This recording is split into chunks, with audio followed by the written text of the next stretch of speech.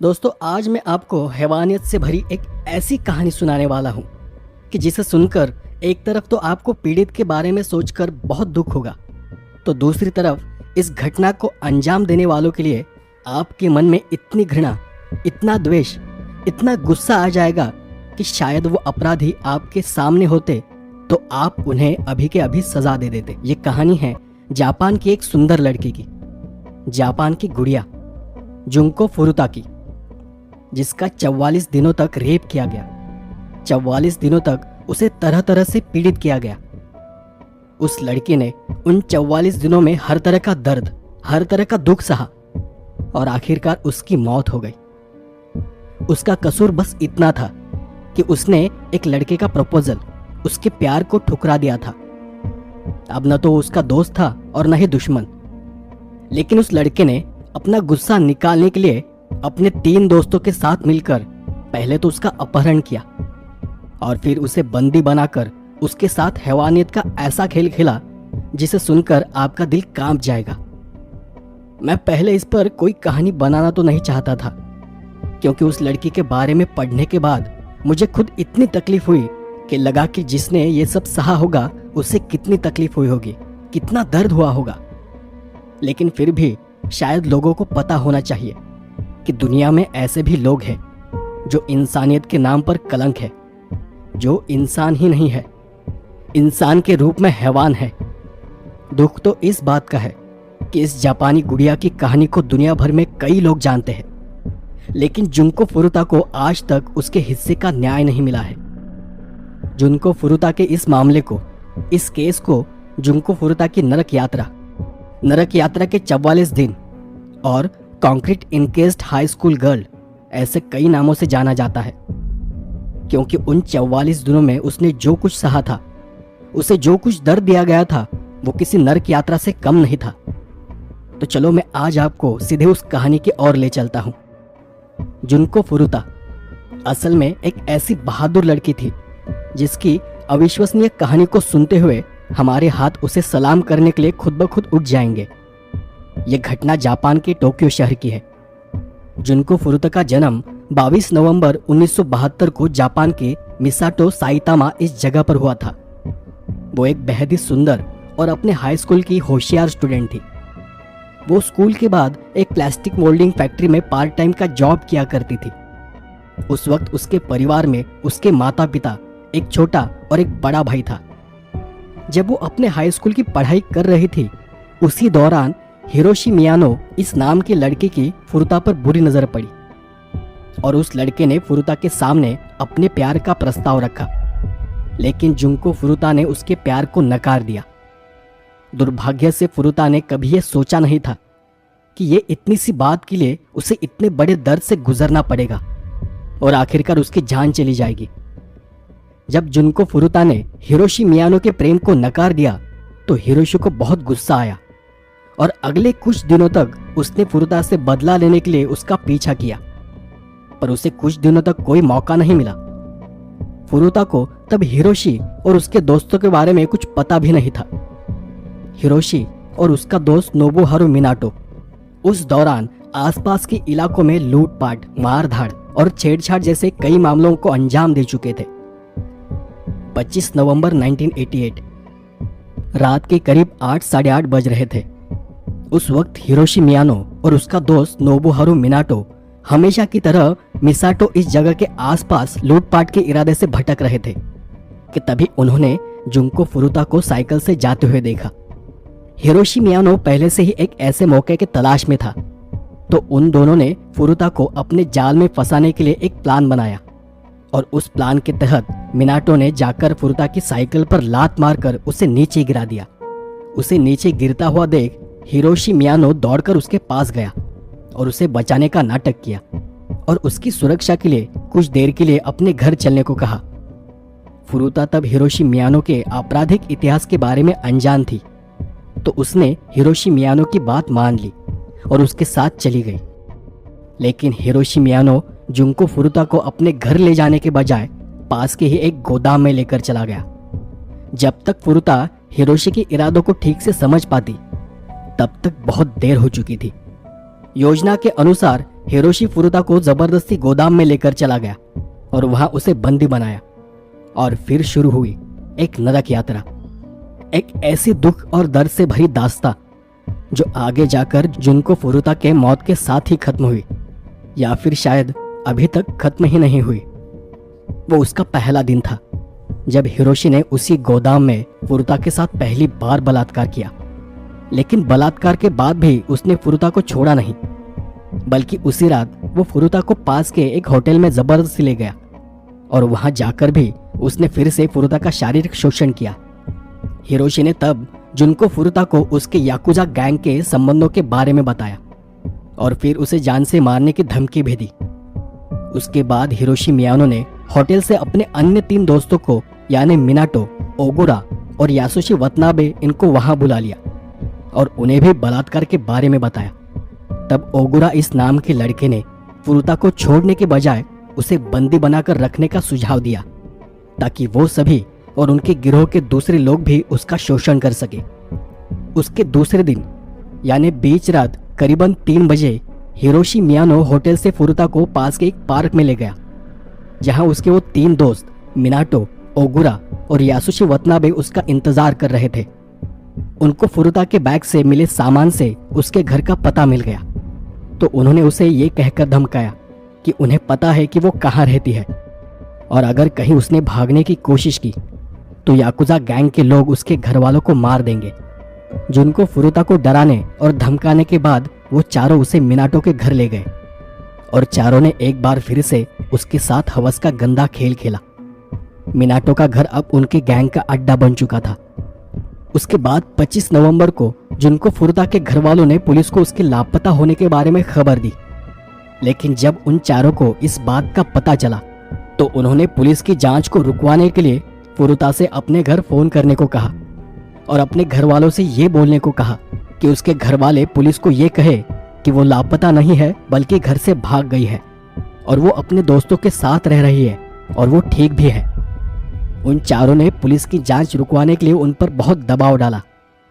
जब मिनाटो के पेरेंट्स घर पर होते थे तो फुरुता को मिनाटो की गर्लफ्रेंड की तरह रहने पर मजबूर किया जाता था, लेकिन मिनाटो को ये नाटक ज्यादा दिन करने की जरूरत ही नहीं पड़ी, क्योंकि जब उन्हें यकीन हुआ कि मिनाटो के घर वाले भी अब पुलिस में रिपोर्ट नहीं करेंगे तो कुछ ही दिनों में उन्होंने ये ढोंग बंद कर दिया। इसके पीछे ये भी एक कारण था कि मिनाटो के घर वाले भी हिरोशी मियानो के याकुजा गैंग के संबंध के बारे में जानते थे, तो दूसरी तरफ उन्हें उनके खुद के बेटे के हिंसक स्वभाव का भी अंदाजा था, तो डर की वजह से वो भी चुप रहे। और शायद इसी वजह से उन चारों दरिंदों ने जुनको फुरुता को लगभग 40 से 44 दिन तक मिनाटो के घर पर कैद में रखा।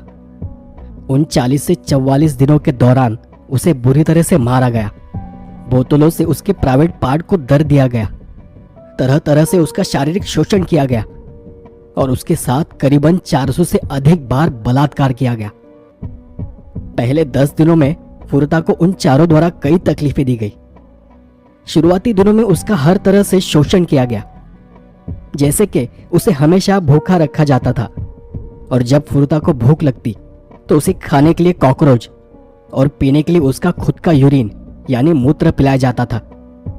यही नहीं बल्कि उसके साथ जबरदस्ती यौन शोषण किया गया और दूसरे लोगों के सामने उसे मजबूरन नंगा रखा गया। सिगरेट से उसके शरीर पर जगह जगह पर जलाया गया और कुछ ऑब्जेक्ट्स भी उसके प्राइवेट अंग में डाले गए। 1 दिसंबर यानी 11वें दिन तक फुरुता को अनगिनत बार बुरी तरह से पीटा गया था। उसके चेहरे को कंक्रीट की जमीन पर पकड़कर उस पर कूदा गया। उस वजह से उसकी नाक पूरी तरह से खून से भर गई थी और तब वो सिर्फ अपने मुंह से सांस ले पा रही थी। उसके पेट पर बार बार डंबल्स गिराए गए। इससे भी उन चारों का समाधान न हुआ तो उसे किसी पंचिंग बैग की तरह छत से लटका कर घूंसों से मारा गया, जिस वजह से फुरुता का पानी पीना तक करीब करीब बंद हो गया। जब भी वो पानी पीने की कोशिश करती, उल्टी कर सारा पानी बाहर आ जाता था। उसके शरीर के अंदर इतने घाव बन चुके थे कि शरीर ने पानी अंदर लेना ही छोड़ दिया था। एक बार फुरुता ने वहां से भागने की कोशिश की तो उसके लिए उसे सिगरेट से जलाकर सजा दी गई। ज्वलनशील तरल उसके हाथों पर और पैरों पर डाला गया और फिर उसे आग से जलाया गया। बार बार बोतलों को उसके प्राइवेट अंग में डाला गया, जिस कारण उसे कई सारी चोटें आई। 20 दिन बाद, मतलब 10 दिसंबर को, उसके पैर जगह जगह पर जलने के कारण फुरुता ठीक से चल नहीं पा रही थी। बांस की लकड़ी से उसे बार बार पीटा गया था। भारी भरकम वस्तुओं को उसके हाथों पर रखा गया था, जिस कारण उसके नाखून तक उखड़ चुके थे। जलती हुई सिगरेट्स को फुरुता के उस अंग में डाला गया था। लोहे के सलिए से तक उसे मारा गया था। वो दिसंबर का महीना था और ठंड का मौसम था। इसके बावजूद ऐसे मौसम में भी उसे बांधकर नग्न अवस्था में बालकनी में सुलाया जाता था। चिकन रोस्ट करने के लिए इस्तेमाल किए जाने वाले सलिए को बार बार उसके प्राइवेट अंग में इस्तेमाल किया गया, जिस कारण उसके उस प्राइवेट अंग से बहुत सारा खून बहा। इतना सब कुछ सहने के बाद भी एक वक्त मौका देखकर वो अपने आप को घसीटते हुए एक टेलीफोन के पास लेकर गई, और तब फुरुता अपने घर वालों को फोन करने ही वाली थी कि तभी उन चारों में से किसी ने उसे देख लिया और उसे खींचते हुए घर के अंदर ले गया। इसके बाद सजा के तौर पर फिर से उसे छत से बांधकर किसी पंचिंग बैग की तरह पीटा गया और उसके पैरों को जलाया गया।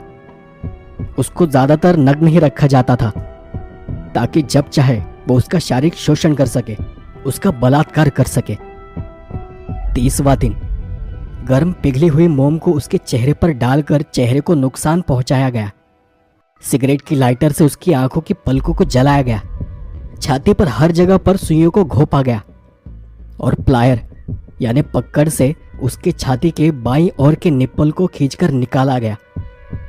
उसके प्राइवेट अंग में जलाते हुए गर्म बल्ब को निकालकर डाला गया और फिर कैंचियों को भी घुसाया गया। इस सब के बाद उसके शरीर में अंदरूनी जख्म होने की वजह से उसका बहुत सारा खून बहा। अब तो उसे पेशाब करने में भी काफी तकलीफ होने लगी थी। इतने दिनों तक हर रोज इतना सब कुछ सहने के बाद उसके दिमाग ने काम करना बंद कर दिया। उसे सुनाई देना तक बंद हो गया था। अब वो ज्यादातर बेहोशी की हालत में रहने लगी थी। 40वें दिन आखिरकार उसने उन चारों से दया की भीख मांगी कि वो उसे मौत दे दे, ये सोचकर कि शायद उसकी मौत के साथ ये सारा खेल खत्म हो जाएगा। लेकिन तब उन चारों ने उसकी बात पर ध्यान नहीं दिया। इतनी पीड़ा, इतना दर्द, इतना दुख सहने के बावजूद फुरुता ने नए साल का स्वागत किया। जब उसने ऐसा किया तब वहां कोई नहीं था। शायद उसे अब भी कहीं ना कहीं ये आशा थी कि वो उसे छोड़ देंगे, उसे अपने घर जाने देंगे। लेकिन इन 40 दिनों में उसका शरीर जगह जगह पर कट चुका था, छील चुका था। जमीन से उठने तक की उसमें ताकत नहीं थी। 44वें दिन यानी 4 जनवरी 1989 को, उस रात मियानो महाजोंग ये खेल हार गया था, तो मियानो ने अपना गुस्सा फुरुता पर निकालने का फैसला किया। गुस्से में उसने फुरुता की जांघों, बाहों, चेहरे और पेट पर हल्का तरल पदार्थ डाला और उसे एक बार फिर से आग लगा दी। फुरुता ने एक आखिरी बार अपने आप को उस आग से बचाने की कोशिश की, लेकिन तब तक उसमें इतनी ताकत ही नहीं बची थी कि वो खुद का बचाव कर सके, और धीरे धीरे वो अपना होश खो बैठी। इतना होने के बाद भी उन चारों ने मिलकर फिर से उसे बुरी तरह से पीटा। उसकी दोनों आंखों पर जलती हुई मोमबत्तियों को रखा गया। फिर से उसे अपना ही पेशाब पिलाया गया और इसी मारपीट के दौरान वो होश खोकर नीचे गिर पड़ी। अब तक उसका काफी खून बह चुका था, पर उन लड़कों को अब भी होश नहीं था। उन्होंने अपने हाथों पर प्लास्टिक बैग लगाकर उसे फिर से पंचिंग बैग की तरह मारना शुरू किया। करीबन 2 घंटे तक उनका यह हैवानियत भरा खेल चलता रहा। उसके बाद वो वहां से चले गए। अगले 24 घंटों के अंदर मिनाटो के भाई ने उसे फुरुता के मौत के बारे में खबर दी। सजा से बचने के लिए उन चारों ने भी उसकी लाश को ठिकाने लगाने का प्लान बनाया। वो तुरंत अपने घर चले गए और उन्होंने फुरुता की लाश को एक कंबल में लपेटकर एक ट्रैवलिंग बैग में भर दिया। उसके बाद उन्होंने उस लाश को एक बड़े से गैलन यानी ड्रम में रखकर उसे गीले सीमेंट से भर दिया और फिर उस ड्रम को किसी खाली जगह पर फेंक दिया। इस सारी घटना के बाद इंसानियत का सबसे बड़ा मजाक तो अब शुरू हुआ था। 23 जनवरी को पुलिस ने 19 साल की एक लड़की के साथ बलात्कार करने के मामले हिरोशी मियानो और उसके दोस्त ओगुरा को अपनी हिरासत में ले लिया। उस लड़की को उन्होंने दिसंबर में किडनैप किया था, मतलब फुरुता को किडनैप करने के बस कुछ दिन बाद। उसके बाद 29 मार्च को 2 पुलिस अफसर फिर से उन दोनों से एक मामले के बारे में पूछताछ करने चले गए। असल में उनके घर पर महिलाओं के कुछ निजी कपड़े मिले थे और ये पूछताछ उसी के बारे में थी। लेकिन तब मियानो को ऐसा लगा कि उनमें से एक पुलिस अफसर को उसके पिछले जुर्म के बारे में पता है, मतलब वो अफसर फुरुता के साथ किए गए अत्याचार और उसकी हत्या के बारे में जानता है। पर ऐसा कुछ भी नहीं था। लेकिन बातों बातों में ओगुरा ने फुरुता से जुड़े मामले में अपना जुर्म कबूल कर लिया। तब पुलिस भी वो सुनकर हैरान हो गई, लेकिन पुलिस ने तब ये जताया नहीं और अपनी पूछताछ जारी रखी। आखिरकार मियानो ने पुलिस को बताया कि उन्होंने फुरुता की लाश को कहाँ ठिकाने लगाया है। पूरा मामला जानने के बाद पुलिस और भी हैरान हो गई, क्योंकि असल में पुलिस तब वहां एक दूसरी महिला की हत्या के संबंध में पूछताछ करने आई हुई थी। उसके अगले दिन मियानो की बताई हुई जगह से पुलिस ने एक ड्रम को बरामद किया, जिस ड्रम में फुरुता की बॉडी थी, जो कि सीमेंट से जमकर सख्त हो चुकी थी। जब फुरुता के शव को सीमेंट से निकाला गया तब उसे पहचानना तक मुश्किल हो गया था। उसकी उंगलियों के निशान से उसकी पहचान की गई और उसके बाद उस घटना के दोषी और उन्हें साथ देने वाले उनके परिवार वालों की गिरफ्तारी का चक्र शुरू हुआ। और सजा जैसा हमारे यहाँ होता है वैसा ही इस केस में भी हुआ। अपराध करने वाले सभी कम उम्र के थे, सभी 16 से 17 साल के लड़के थे, इसलिए उनका केस किशोरों के तौर पर चलाया गया। इस केस में सजा का मजाक चाहे जो भी हुआ हो, लेकिन आतंक का सिलसिला आज भी जारी है और हम दुनिया के अलग अलग हिस्सों के लोग अलग अलग समाजों में स्त्री विरोधी इस हिंसा की सहजता में जीने के आदी हो गए हैं।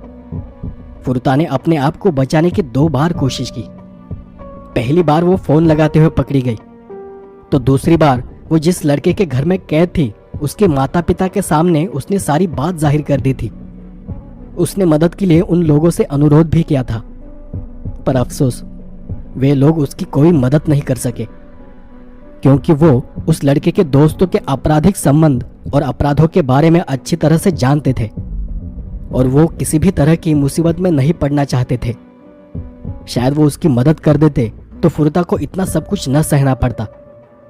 वो चारों इंसान नहीं थे, बल्कि नर पिशाच थे, जिन्होंने अपनी हैवानियत के लिए एक गरीब मासूम जिंदा लड़के का किसी वस्तु की तरह इस्तेमाल किया था, जिन्हें एक पल के लिए भी उस पर दया नहीं आई। वो इंसान हो ही नहीं सकते। मैंने ये कहानी आपको इसलिए नहीं बताई कि ये एक पीड़ित की कहानी है, बल्कि इसलिए बताई है कि जिनको फुरुता के बारे में आज के ज़माने में हर इंसान को पता होना चाहिए। उन 40 से 45 दिनों तक उसने जो दुख सहा है, जो दर्द सहा है, उस दुख का, उस दर्द का हर एक को एहसास होना चाहिए। उसकी कहानी को कभी भी भुलाया नहीं जा सकता। इस कहानी को सुनकर एक भी इंसान के जीवन में परिवर्तन हुआ तो मैं समझूंगा कि मेरा उद्देश्य सफल हुआ।